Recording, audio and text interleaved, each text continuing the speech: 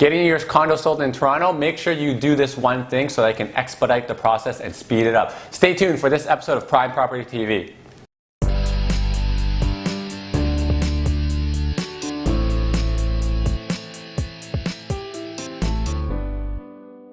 Good day, Toronto. Welcome to episode 003 of Prime Properties TV. In this episode, we're going to be talking about a status certificate and the importance of it when you are selling your condo. Now, what is a status certificate?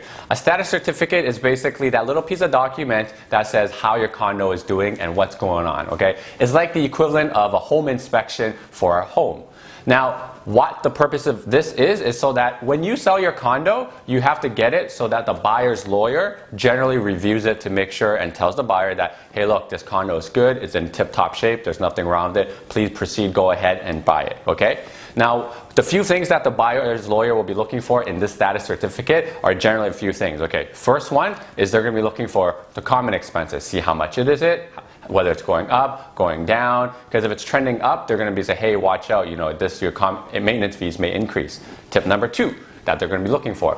They're going to be looking for the reserve fund. What the reserve fund is basically like an emergency fund that says, oh crap, you know, if some of my pieces break, the elevator breaks, or you have to replace that glass that shattered and fell down the lobby, that comes out of the reserve fund. So having a healthy reserve fund is something that the buyer's lawyer is going to review. Now, sometimes having a really high reserve fund or a low reserve fund is not a bad thing or a good thing, depending on how the lawyer reviews it. If you have a high reserve fund, some lawyers are like, well, these guys aren't maintaining the condo properly, nor managing it or keeping it up with the repairs, which is a bad thing, which means that could be more cost later on. But if it's too low, if something happens, then something is going to be coming out of your pocket, which leads me to point number 3, things that the buyers will be looking for, special assessment. That is the dreaded word for anybody who is a condo owner. A special assessment is basically a kaboom, something that happens that the condo doesn't have money to purchase anymore. An example is, let's say the boiler is blown and there's not enough money in the reserve fund to cover it. So they will have to do a special assessment and this gets levied. The term levy means it's going to be out of your pocket, in addition to the maintenance fees that you're going to have to be paying.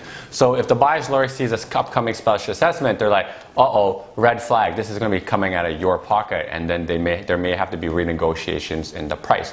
So that's something you got to watch out for, okay? I hope you guys kind of understand that, because if there is a special assessment, every single person will have to pay their proportionate share of it, and they usually get to be very, very expensive. Now, how does this affect you as a seller? Okay, you guys have to understand one thing first. Getting the status certificate ready, you have to go to the property management. It takes anywhere between 1 to 10 business days, okay? Now imagine this. When you get an offer, which I'll be talking about in later videos, when you get an offer, it's usually conditional on 2 things, okay? 1 is financing, which the buyer has to go get from the bank, and 2 is your status certificate upon review from the buyer's lawyer.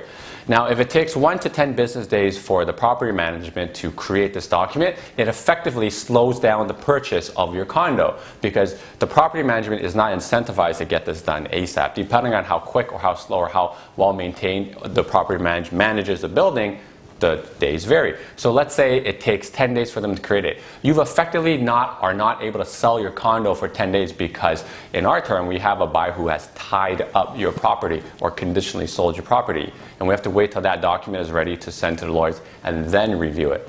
So what you as a buyer what you as a seller need to do right now is, before selling, get that status certificate ready. Pay the $100 so that it is ready. Most buyers' lawyers will accept anything between 30 to 90 days in advance. And you know what? Generally, it takes that long to sell the condo anyway. So make sure you have that ready to prevent your property being tied up, okay? Thank you for watching this episode of Prime Properties TV. If you liked the video or learned something, make sure to press the like button down here and subscribe to Prime Properties TV by clicking the subscribe button here. If you have any questions or concerns, make sure you email me directly or leave a question in the comment section. And remember, make sure you share this with your family and friends, because an educated consumer is the best consumer. I'll see you next time, Toronto. Cheers. #PrimePropertiesTO.